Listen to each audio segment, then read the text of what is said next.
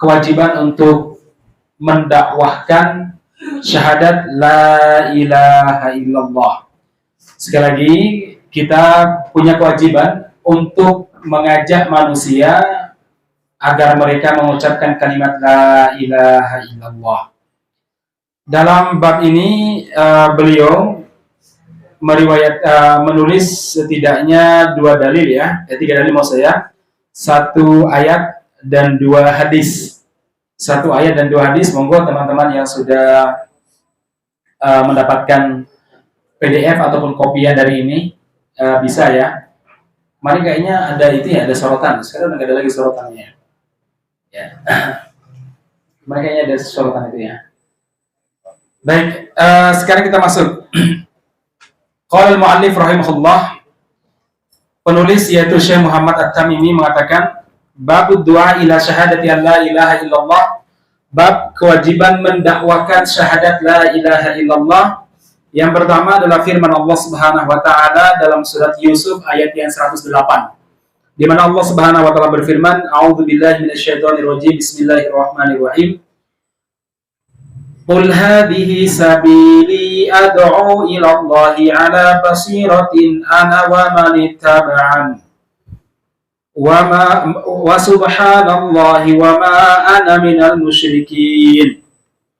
Katakanlah wahai Muhammad, sampaikan kepada masyarakat, inilah jalanku, inilah agamaku, yaitu orang-orang yang bersamaku, yang mengikutiku, yaitu mengajak manusia berdakwah kepada Allah Subhanahu wa taala dengan hujah yang nyata. Maha suci Allah Subhanahu wa taala dan aku tidak termasuk orang-orang musyrik. Kata Nabi Muhammad, hadhi sabili, inilah jalanku, ad'u ila Allahi ala basiratin ana wa man ittaba'an. Aku mengajak untuk beribadah kepada Allah Subhanahu wa taala.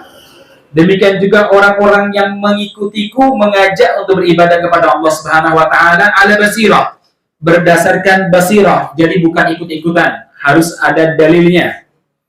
Kemudian itu hadis pertama, dalil pertama. Dalil yang kedua yaitu hadis yang diriwayatkan oleh Imam Bukhari dan Muslim tentang kewajiban mengajak manusia mengucapkan kalimat la ilaha illallah. Saya baca hadisnya cukup panjang. Wa an Ibnu Abbas radhiyallahu anhuma anna Rasulullah sallallahu alaihi wasallam lamma ba'atha Mu'adhan ila Yaman. Dari Abdullah bin Abbas, semoga Allah meridhai keduanya, baik Abdullah maupun Al-Abbas, karena dua-duanya sahabat Nabi Muhammad sallallahu alaihi wasallam. Al-Abbas paman Nabi Muhammad, Abdullah sepupu Nabi Muhammad sallallahu alaihi wasallam, dua-duanya muslim. Anna Rasulullah sallallahu alaihi wasallam, bahwasanya Nabi Muhammad sallallahu alaihi wasallam bersabda, lamma ba'atha Mu'adhan, ketika mengutus sahabat Mu'adz ila Yaman, ke Yaman. Jadi Rasulullah SAW mengutus salah seorang sahabatnya untuk berdakwah di sana, namanya Mu'adz bin Jabal.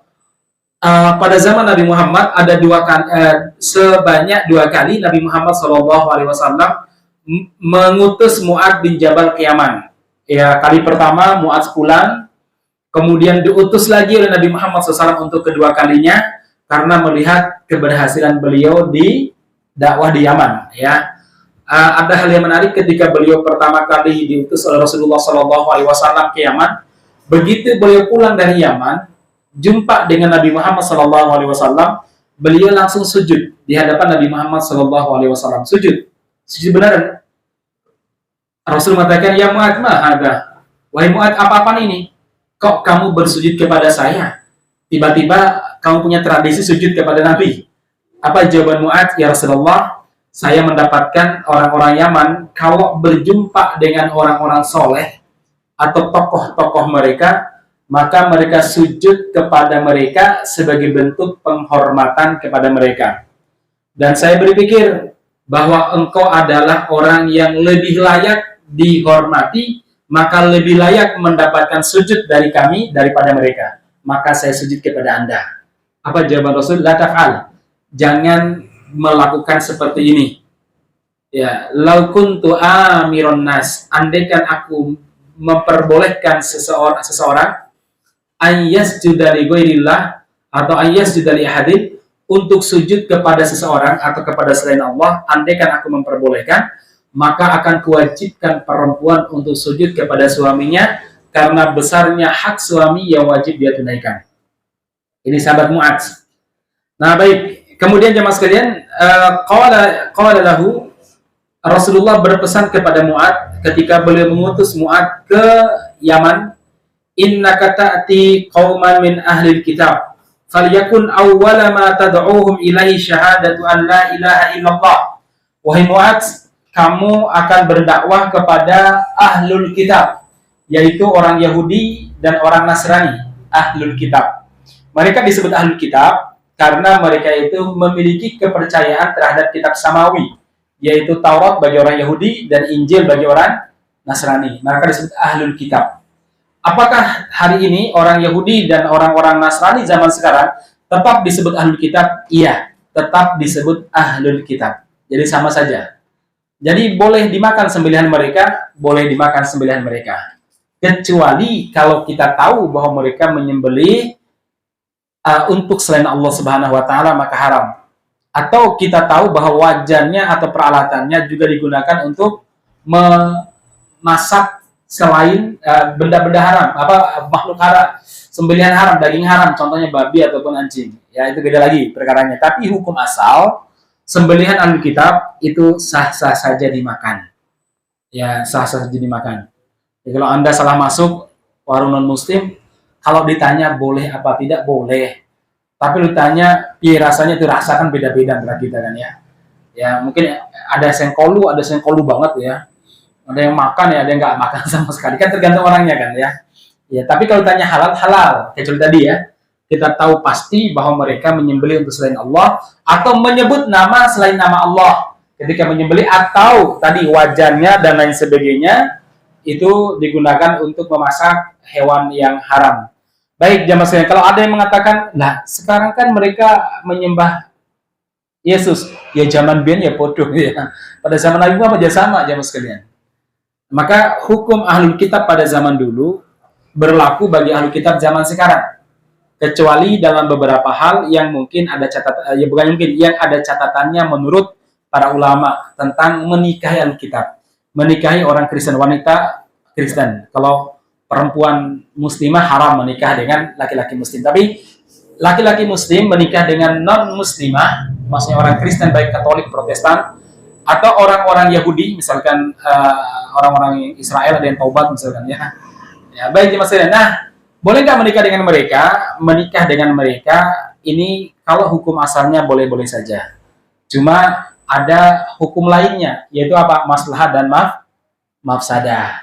Para ulama mengatakan kalau untuk kondisi sekarang, para ulama lebih cenderung tidak boleh. Kenapa demikian? Karena zaman sekarang yang berlaku bukan hukum Islam, sehingga kalau ada perceraian antara suami dan istri, suaminya muslim, istrinya taruhlah Katolik misalkan, kemudian memiliki 5 anak, itu biasanya bukan lari ke hukum Islam. Kalau lari hukum Islam, anak-anak tersebut kepada siapa?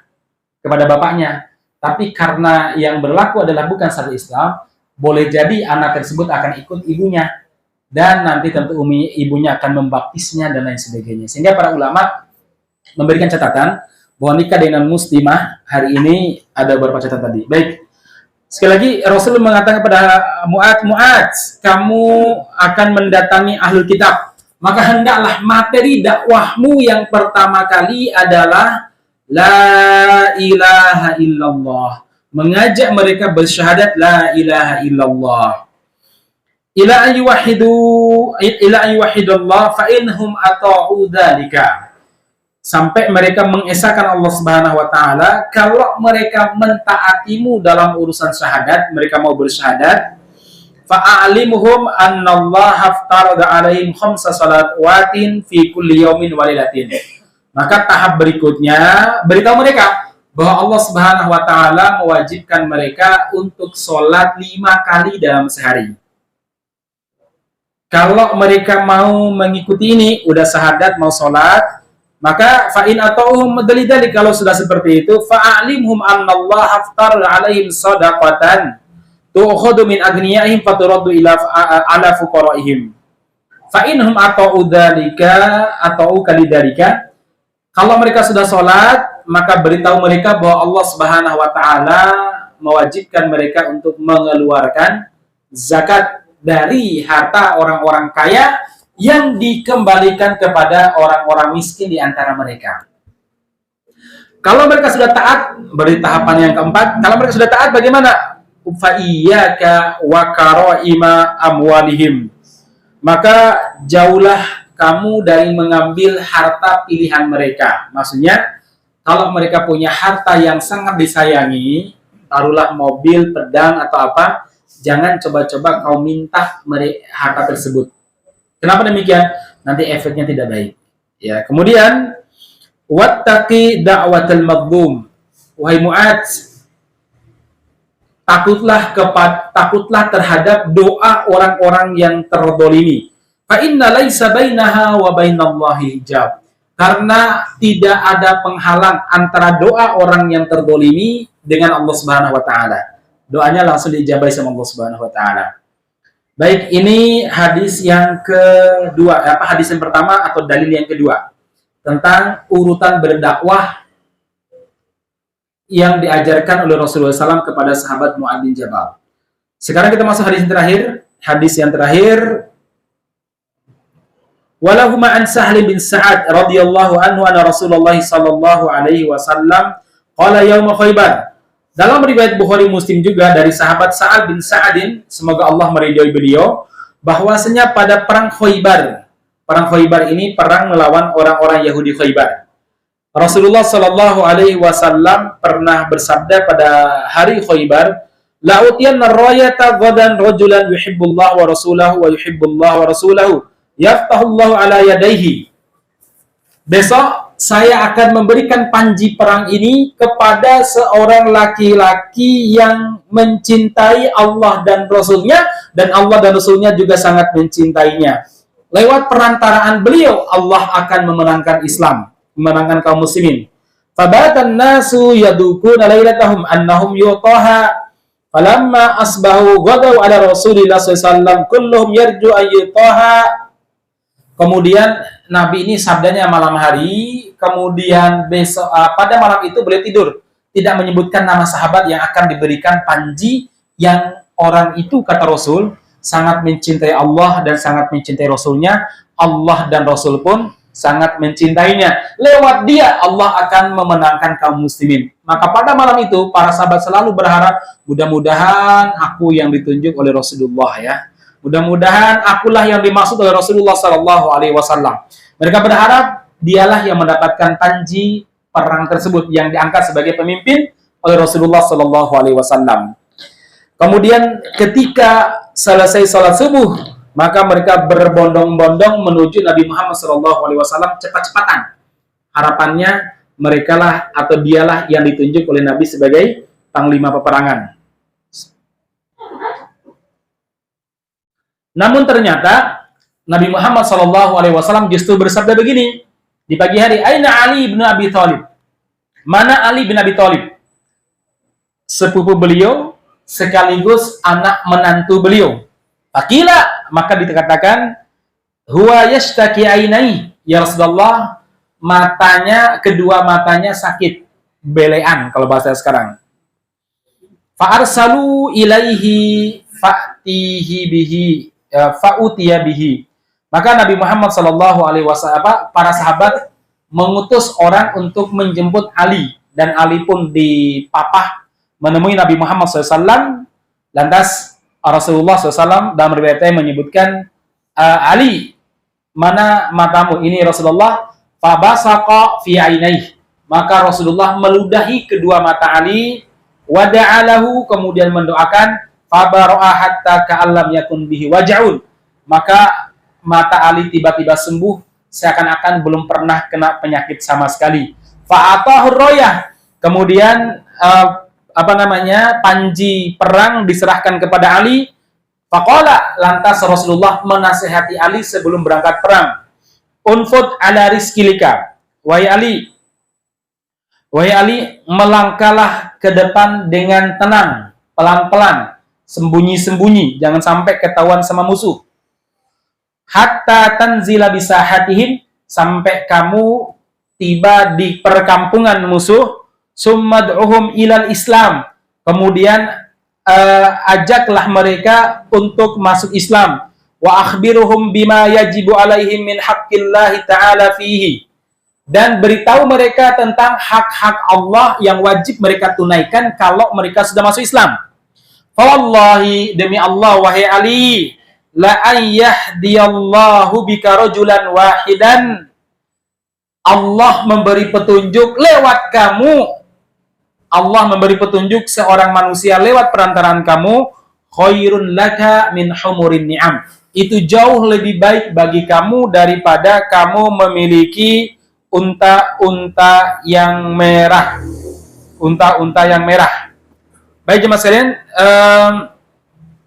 ini 3 riwayat, maksudnya 3 dalil yang dipakai oleh Syekh Muhammad At-Tamimi untuk menjelaskan bahwa kewajiban seorang muslim yang pertama kali adalah mengajak manusia mengucapkan kalimat la ilaha illallah. Mengajak manusia untuk memahami kalimat la ilaha illallah. Itu kewajiban kita. Jadi dakwah itu seharusnya kepada ini yang pertama kali. Dakwah mengucapkan kalimat la ilaha illallah, dakwah menjelaskan makna la ilaha illallah, apa konsekuensi mengucapkan kalimat la ilaha illallah, apa saja rukun-rukun dari la ilaha illallah, dan apa saja yang bisa membatalkan syahadat. Ya, itu seharusnya dijelaskan oleh para dai kepada umat. Supaya apa? Supaya umat mengerti konsekuensi daripada kalimat la ilaha illallah.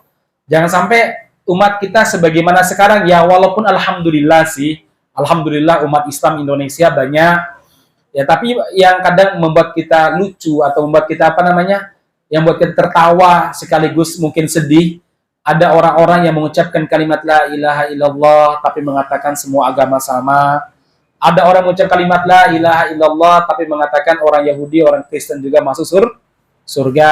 La ilaha illallah tapi di lain waktu datang ke kuburan kemudian minta kepada penghuni kubur, nggak jelas itu kuburan kiai, itu kuburan siapa. Ya, kenapa demikian?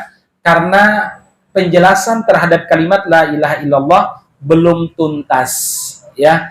Baru sekedar makna, baru sekedar mereka mengucapkan kalimat la ilaha illallah. Belum dijelaskan kalau Anda sudah mengucap kalimat la ilaha illallah itu apa konsekuensinya. Contoh, Anda tidak boleh berdoa kecuali kepada Allah. Yang kedua, Anda tidak boleh ruku, sujud kecuali kepada Allah. 3, Anda tidak boleh mempersembahkan kurban kecuali kepada Allah. Jadi kalau Anda mempersembahkan kurban, walaupun itu seekor lalat kepada selain Allah, itu namanya syirik. Nah, cuma kan begini jemaah sekalian, tema-tema terkait masalah ini, penjelasan kalimat la ilaha illallah, itu kurang menarik, ya.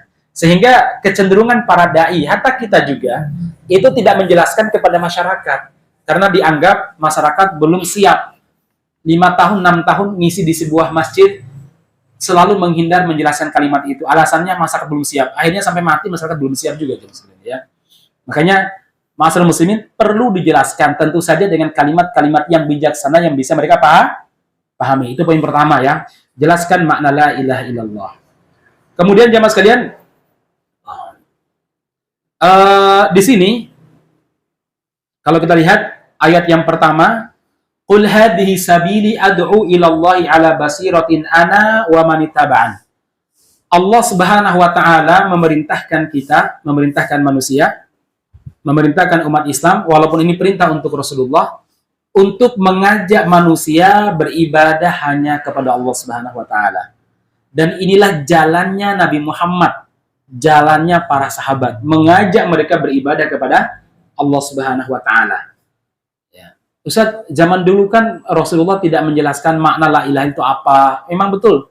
Pada zaman dulu Rasulullah tidak menjelaskan makna kalimat la ilaha illallah secara gamblang.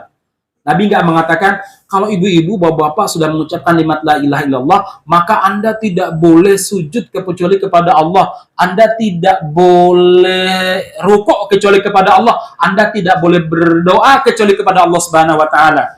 Kenapa Rasulullah tidak menjelaskan ini, jamaah sekalian? Satu, karena itu memang sudah dijelaskan dalam Al-Qur'an, ya. Secara global, ya.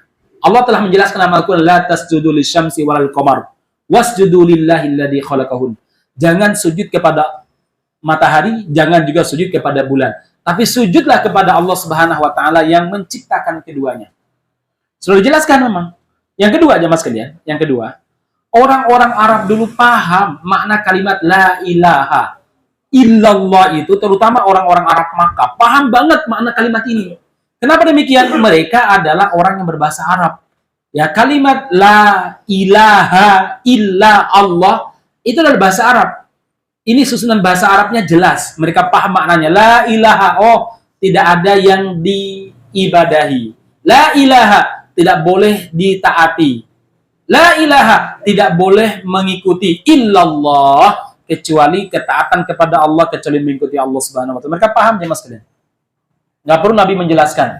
Saya dulu pernah jelaskan di meja ini juga. Dulu orang-orang musyrik itu pernah berdiskusi.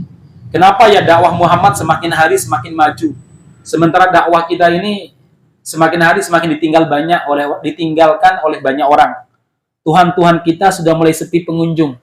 Hari raya kita juga sudah mulai sepi, ya. Orang sudah mulai ngaji sama Muhammad. Nah, akhirnya apa? Mereka pun mengatakan, ya satu-satunya cara adalah kita damai dengan Muhammad, karena sudah berbagai macam cara kita lakukan untuk menghentikan dakwah Muhammad. Ternyata gagal. Mulai dari menuduh Nabi Muhammad dengan tuduhan macam-macam. Gila, penyihir, penyair, gagal. Malah orang semakin lama semakin banyak masuk Islam. Iya. Ya kan, tuduhan palsu itu kalau seandainya tidak terbukti, itu membuat orang simpatik kepada yang dituduh, ya. Ya. Ada cerita. Dulu ada salah seorang Badui. Badui ini datang ke Makkah. Maka tokoh-tokoh Makkah langsung bilang begini kepada si Badui. Badui, inna bi Makkata larajulun sammihi Muhammadan. Di Makkah ini ada seorang laki-laki yang kami namai Muhammad. Iyyaka wa anhu. Kamu jauhi Muhammad, jangan coba-coba dekat kepada Muhammad. Kenapa? Innahu majnun. Dia orang gila. Dia kalau mengucapkan kata-kata bisa menyebabkan kamu menjauh dari keluargamu. Maka saran kami jangan dekat sama Muhammad, karena kamu akan tersihir. Orang kalau dilarang justru semakin apa? Semakin penasaran, simpatik. Malah dia berdoa, mudah-mudahan aku jumpa sama Muhammad. Tenaran. Benar nih, jumpa sama Nabi Muhammad. Nabi Muhammad kan orangnya good looking, nyaman dilihat. Yang kedua, akhlaknya bagus. Kata-katanya juga lembut, fasih, dan tegas. Lantas Nabi Muhammad mengucapkan salam. Assalamualaikum warahmatullahi wabarakatuh. Orang kafir kok diberi salam, Ustaz? Para ulama mengatakan dulu belum ada larangan salam kepada orang kafir. Assalamualaikum warahmatullahi wabarakatuh.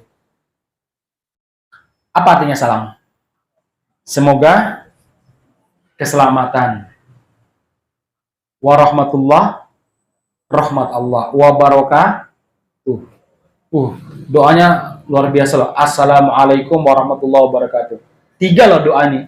Sekali jumpa doanya langsung 3. Semoga kamu selamat dari tipuan para dinasti, misalkan. Assalamualaikum. Semoga kamu selamat daripada ditipu oleh capres yang tidak bertanggung jawab, misalkan, ya. Assalamualaikum warahmatullah, dan semoga kamu dapat rahmat serta berkah. Si Badui ini terheran-heran.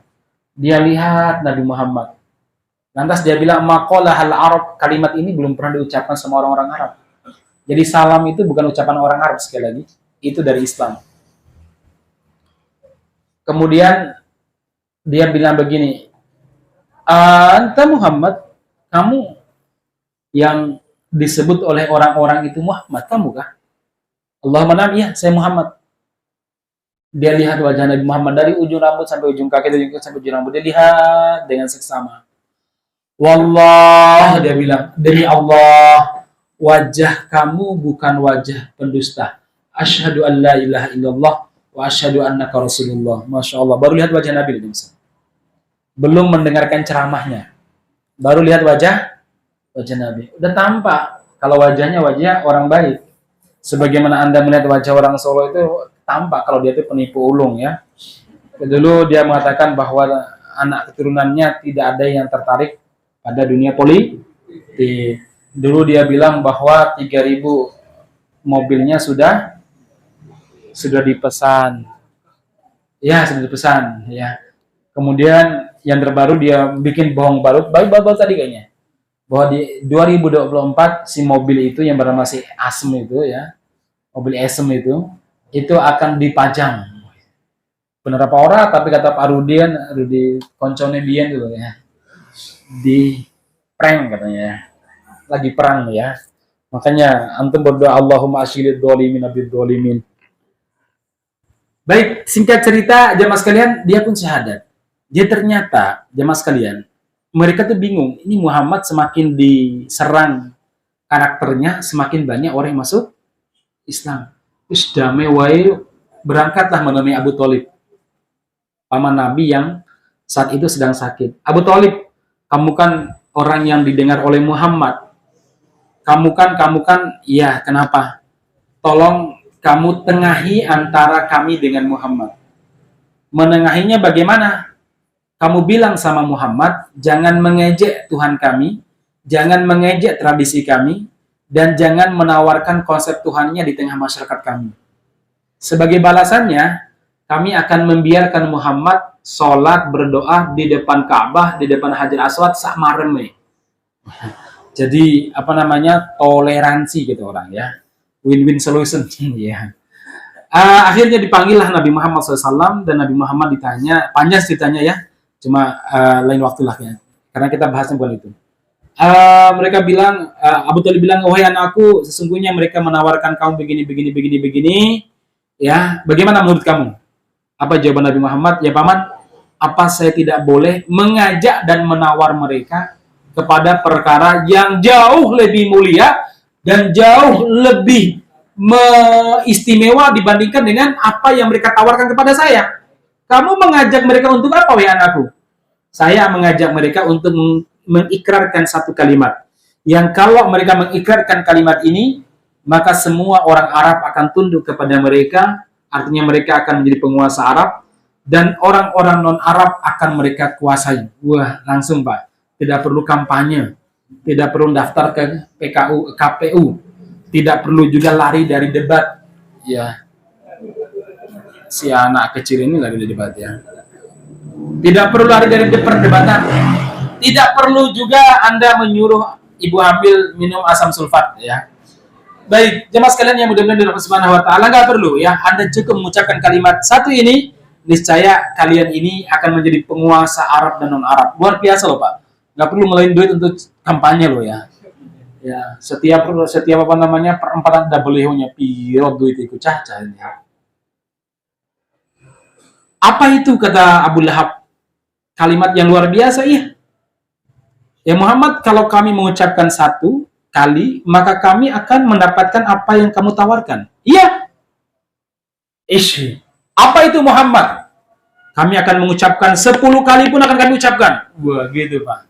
Biasa, orang kalau bicara kekuasaan dan dunia itu matanya melek ya. Tapi kalau pengajian ya kayak bapak-bapak yang ditembak itu ya, hantuan aja ya. Padahal belum isya ya, tidur dulu. Mas, kasih kopi mas. Kopinya kopi yang pahit ya, jangan kasih gula. Kayak saya loh kopi pahit. Biar terbiasa hidup di bawah dinasti yang pahit ya. Ya. Baik jemaah sekalian yang mudah-mudahan dirahmati Subhanahu wa taala. Matanya melek jemaah sekalian. Apa itu Muhammad? 10 kali pun akan kami ucapkan. Apa jawaban Nabi Muhammad? Qulu la ilaha illallah. Ucapkanlah la ilaha illallah. La ilaha illallah. Nabi itu tidak menjelaskan kalau kamu mengucapkan la ilaha illallah itu artinya kamu tidak boleh tunduk kecuali kepada selain Allah, kamu tidak tunduk kecuali kepada syariat Allah. Enggak, Nabi enggak mengucapkan itu. Cukup qulu la ilaha illallah. Apa jawaban Abu Lahab dan kawan-kawannya? Aja'alal alihata ilahan wahida innal hadza la syai'un hujab. Gimana istri Muhammad, Tuhan yang begitu banyak harus kami tinggalkan demi satu Tuhan loh. Paham loh mereka loh. Nggak perlu jawab, nggak perlu dijelaskan sama Nabi. Kenapa? Karena mereka orang fasik berbahasa Arab. Apalagi Abu Jahal. Abu Jahal itu sebelum Rasulullah diangkat sebagai Nabi, dikenal sebagai Abul Hakam. Wow. Ngeri. Apa itu? Jenius. Apa? Jenius, bukan Pinocchio ya. Jenius orangnya ya. Pinter dia, bahasa pinter dia.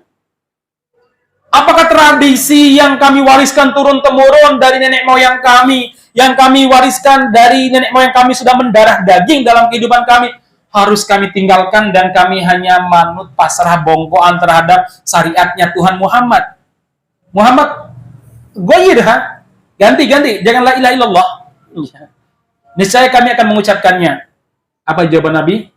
Kalla, tidak. Andaikan kalian mencongkel matahari, lalu meletakkan di tangan kanan saya, dan kalian congkel itu bulan, dan meletakkan di tangan kiri saya, artinya saya diangkat sebagai penguasa jagat raya oleh kalian, dengan syarat saya harus mengganti la ilaha illallah, lan af'al abadan. Sampai untuk mugaring ke bahasa sekarang, sampai kelambi musawek duduk deprok di hadapan saya untuk mengganti la ilaha illallah, orang bakalan. Gak akan saya ganti. Marah mereka keluar. Kenapa mereka tidak mau mengucapkan kalimat la ilaha illallah? Karena mereka tahu konsekuensinya. Itu masalah problemnya. Nah, kita ini ngucapin tapi nggak tahu problemnya, nggak tahu konsekuensinya. Nah, iya. Ya tadilah ya. La ilaha illallah, la ilaha illallah. Besok tawaf di kuburan sopo ya. La ilaha illallah, la ilaha. Ntar tawaf di sama karboke selamat. La ilaha. Nanti pakai keris pusaka bisa menyembuhkan. Wah, semacam-macam lah ya. Baik ya mas kalian. Itu pelajaran pertama, bahwa kita diperintahkan untuk mengajak manusia beribadah kepada Allah Subhanahu wa taala. La ilaha illallah. Ini pelajaran pertama yang bisa kita ambil. Pelajaran kedua jamaah sekalian yang bisa kita ambil adalah apa? Yang paling penting ini saya sampaikan banyak sekali tentunya ya. Adalah apa? Rasulullah Shallallahu Alaihi Wasallam punya mukjizat ya. Mukjizat Nabi itu banyak loh. Bukan satu dua.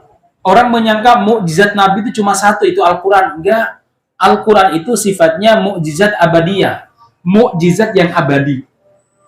Tapi mukjizatnya banyak. Contohnya ini. Beliau meludahi matanya Ali dan mendoakan kesembuhan Ali. Ali pun sembuh seketika. Secerdas-cerdasnya dan sepintar-pintarnya dokter mata. Ya. Kalau kasih obat, kira-kira langsung sembuh nggak, Pak? Enggak, butuh 2-3 hari. Baru flu mata itu hilang, itu masih merah-merah matanya.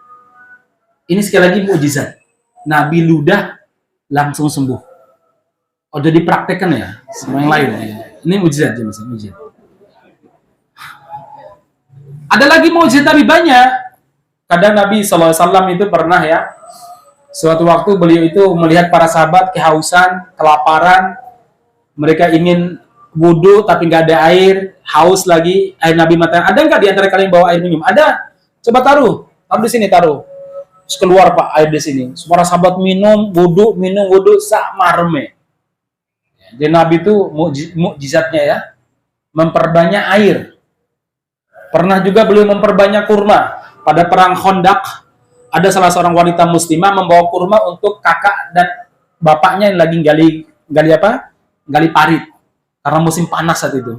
Rasul bertanya, "Ukhtah, saudari, kamu mau kemana?" "Ya Rasulullah, mau menemui bapak saya dan menemui kakang saya."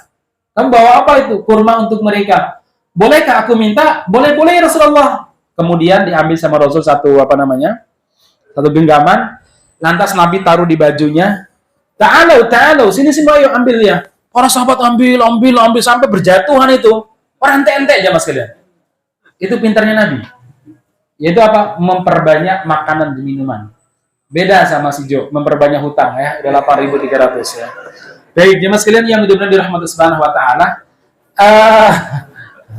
Ya kan gitu kan. Banyak hutangnya, ngeri juga ya. 8.360 triliun ya. Itu yang tercatat katanya. Astagfirullah. Kayaknya saya nggak pernah ngutang, ternyata kita ini ya punya hutang juga ya. Baik, jemaah sekalian, itu poin kedua yang bisa kita pelajari. Pelajaran ketiga yang bisa kita ambil di sini adalah apa? Jemaah sekalian, bertahap dalam berdakwah itu penting, terutama kepada masyarakat yang masih awam loh ya, catatannya masih awam.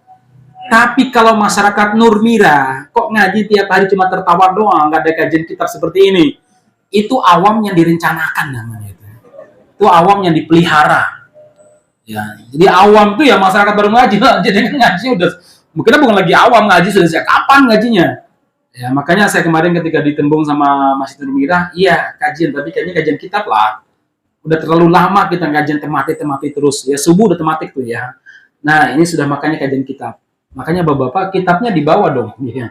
Udah saya share itu ya. Baik, jadi sekali lagi bertahap dalam dakwah. Coba lihat bagaimana nasihat Nabi Muhammad kepada Mu'adz bin Jabal. Mu'adz, ini penting seorang pemimpin. Harus tahu apa yang akan diperbuat oleh bawahannya. Dia sebagai arahan. Jangan ketidaknya, gimana Pak, kok ini semuanya kenaikan? Ya ada di buku katanya ya. Itu loh sih. Ada di buku katanya ya. Tanya lagi kenapa? Ya jangan tanya saya, tanya itu menteri itu. Enggak aja Mas kalian. Seorang pemimpin itu adalah penanggung jawab. Nabi itu bertanggung jawab. Tahu bawahannya akan menghadapi siapa, karakter masyarakatnya seperti apa, maka materi dakwahnya apa? Mu'adz, kamu akan menghadapi ahlul kitab. Tahu berarti? Nabi tahu. Yang namanya ahlul kitab, nggak usah kemudian kamu kemana-mana ngateri kajiannya. Langsung aja ngajak mereka itu untuk beribadah kepada Allah. Beda kalau kamu mengajak orang musyrik asli seperti orang Hindu atau orang Makkah dan Madinah dulu. Memang musyrik asli mereka nggak punya kitab suci. Sementara Yahudi dan Nasrani, mereka ini ngaku mentauhidkan Allah. Jadi langsung aja materinya itu. Oh ya. Jadi itu jemaah sekalian. Pentingnya mengetahui audien. Biar kita tidak salah ngomong. Saya dulu ngisi di daerah Temanggung, Pak. Awalnya panitia nggak ngasih tahu kalau mereka itu pesertanya kebanyakan petani tembakau. Singgung sedikit masalah rokok ini. Akhirnya panitia ada yang mainkan mata gitu. Oh saya paham, mungkin di sini maksudnya ini. Nah setelah kajian, karena ada beberapa tempat kajian, setelah itu panitia ngomong begini, Ustadz, tolong jangan nyinggung masalah rokok. Nah, kenapa? Para peserta dan para panitia masih banyak petani tembakau, Ustadz. Oh gitu, yowes ya.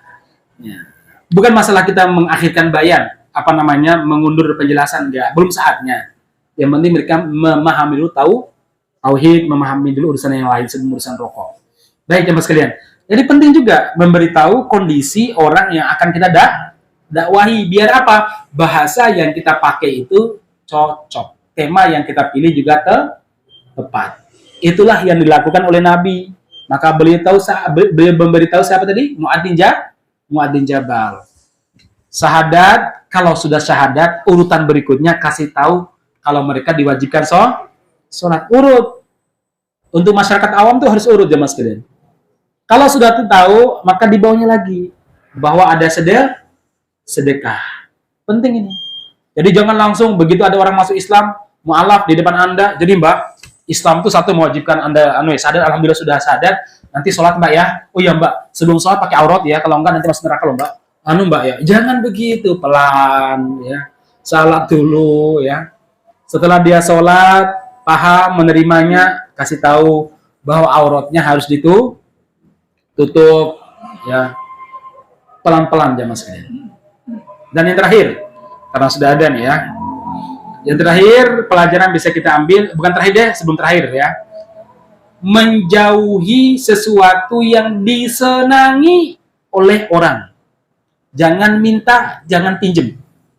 Contoh ada orang dia punya motor NS King, ya dia eman-emanin motornya, soalnya udah nggak produk soalnya misalkan ya dia sudah dia modif macam-macam ya.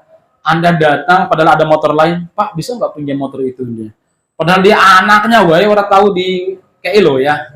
Nah kalau kayak gitu modelnya, Anda jangan pinjam, apalagi minta.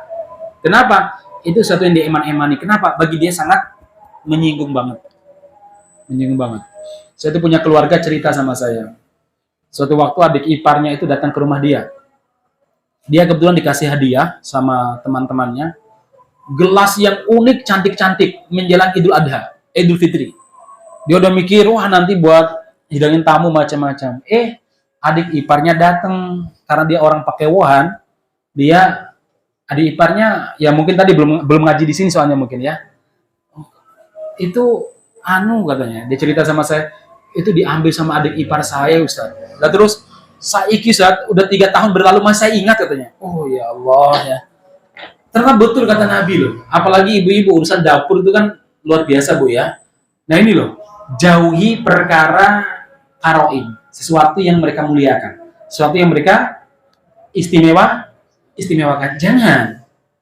Termasuk misalkan ada orang yang baru beli motor atau beli mobil, walaupun mobil bekas dia baru punya, itu bagi dia sesuatu wow banget. Jangan langsung pinjam 3 hari lagi ya, balik nggak dicuci.